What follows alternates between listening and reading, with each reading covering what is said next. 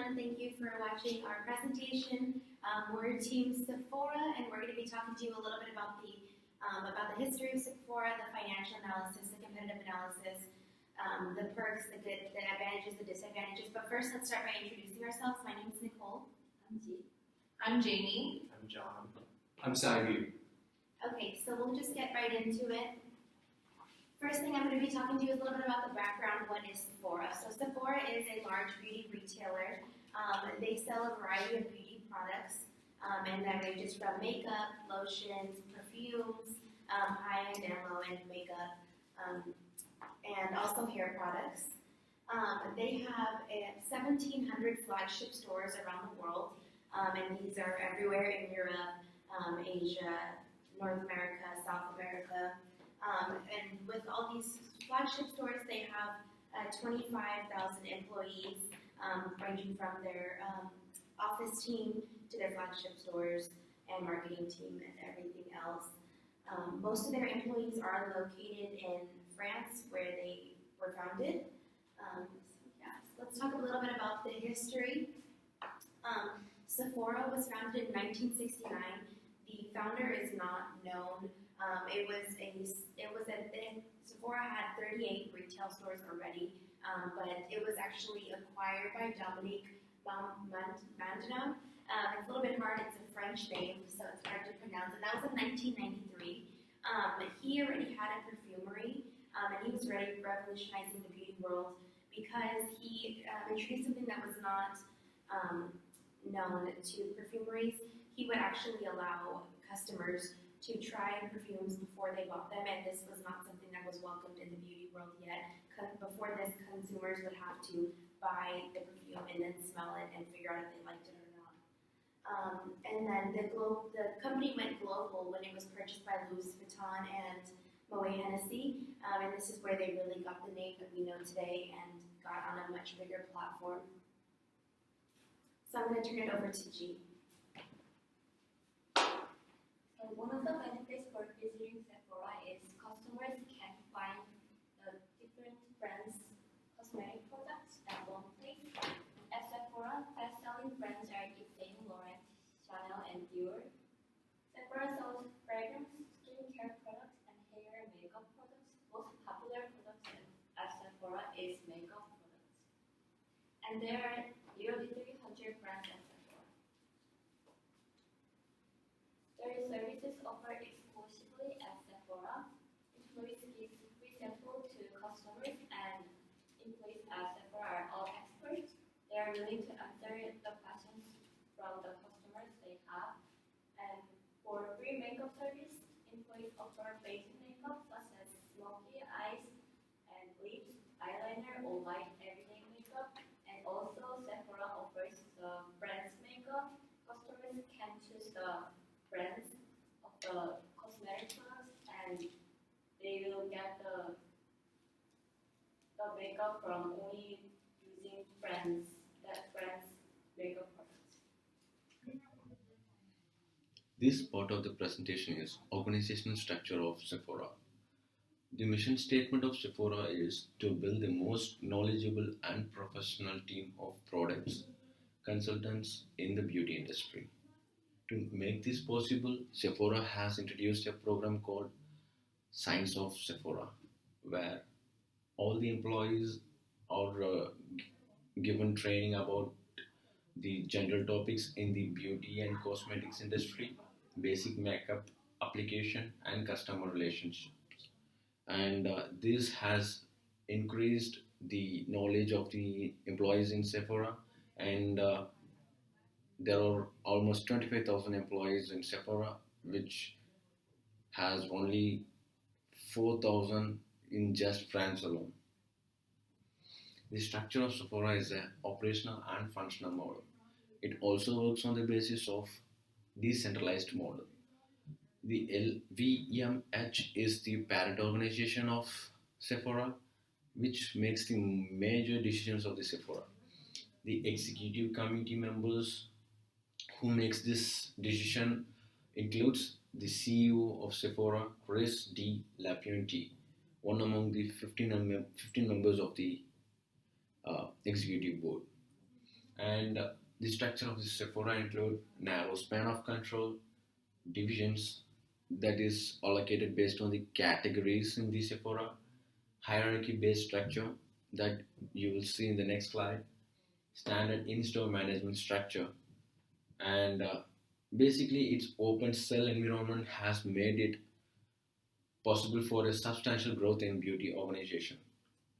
And this is the overall basic organization's chart of Sephora, and it starts with the global CEO Chris D. Lapointe, and the next one is the President CEO of Sephora Americas. This chart just shows you about the Sephora Americas basic chart, and there are many charts based on the countries the Sephora has its branches. So this has only the America Sephora.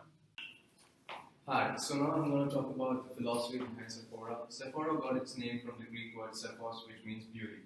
Sephora was acquired by Dominic Montano in the year 1993. He merged his beauty product shop 8 with Sephora. Dominic Montano wanted his customers to experience his beauty products even before they were bought. He wanted his customers to touch the product, feel the product, smell the product even before they were bought.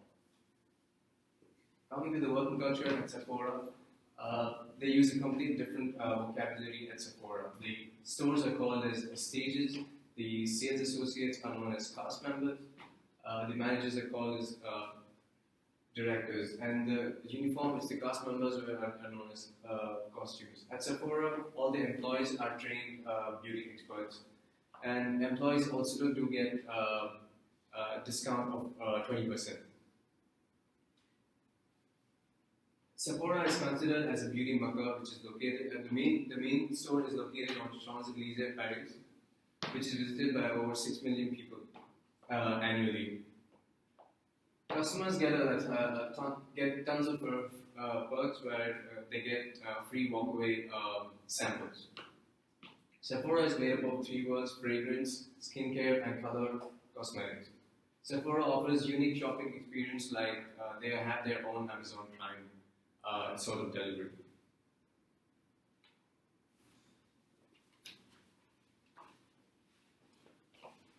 So I'm going to be talking about the financial analysis of the company. So in the stock market, the company is owned under Louis Vuitton Moet Hennessy, which is their symbol for LVM.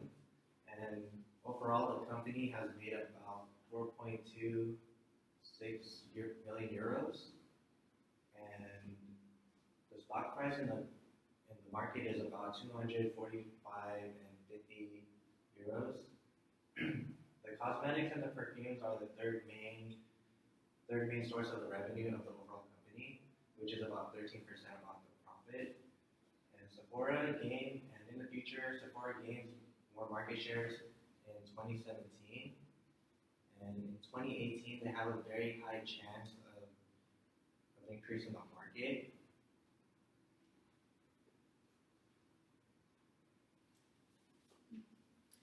Alright, so I'm going to be talking about competitive analysis.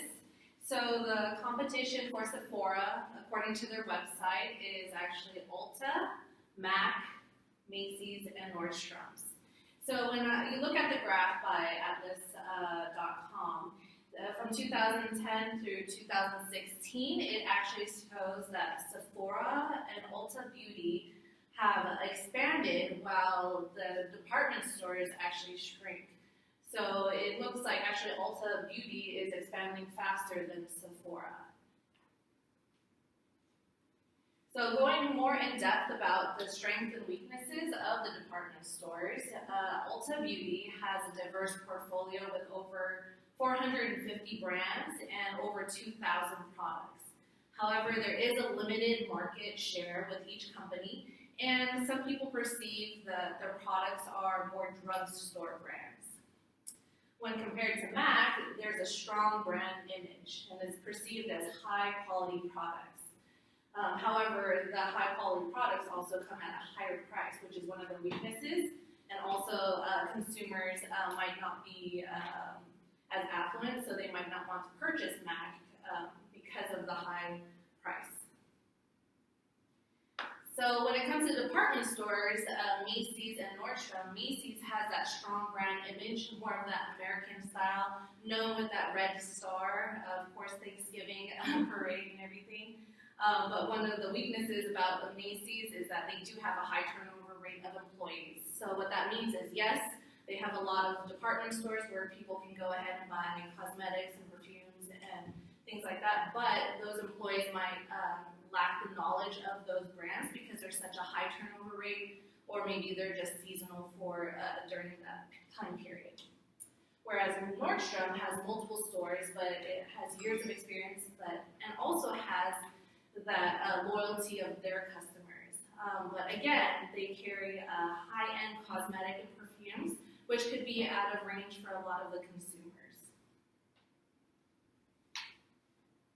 So when doing a SWOT analysis with Sephora, as my colleagues have mentioned, we do have a lot of loyal customers because there are free samples, and there's also free kind of workshops where they get to go in and do tutorials about how to do makeup and things like that.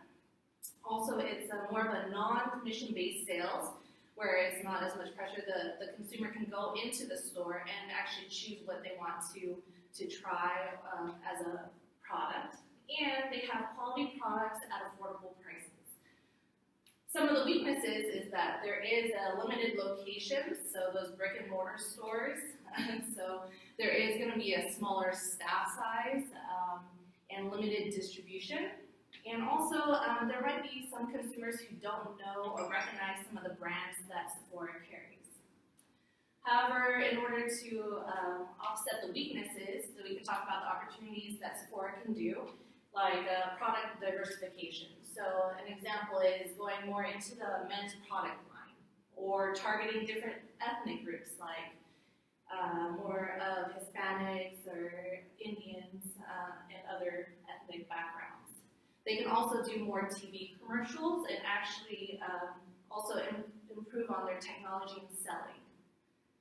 So the threats, of course, are going to be the big stores like Macy's and Nordstrom still that have been around for many years. And then also economic instability, which means that as the market goes down, a lot of people might find cosmetics as a luxury and not as much of a necessity like bread, butter, and milk. And again, the unrecognizable brands can also be considered a threat.